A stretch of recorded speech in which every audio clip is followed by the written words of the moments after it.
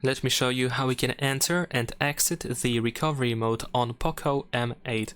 In order to go to the recovery mode, first we need to turn off our phone. So I'm gonna use the power button and volume up button at the same time in order to open the power menu. And then we're gonna slide up in here in order to shut down the phone. Now after a couple of seconds, to ensure of course that the phone is completely off, now we're gonna use the power button and volume up button. This time we need to hold these two buttons. And once you see the POCO logo on the screen, you just want to hold the volume up only so you can release the power button. So let's give it a try. We're gonna press and hold power and volume up. And now just hold volume up.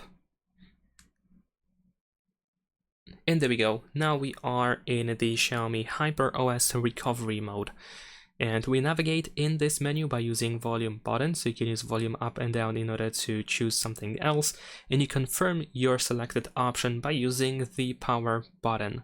In order to exit the recovery mode, make sure that reboot is selected and use the power button to confirm.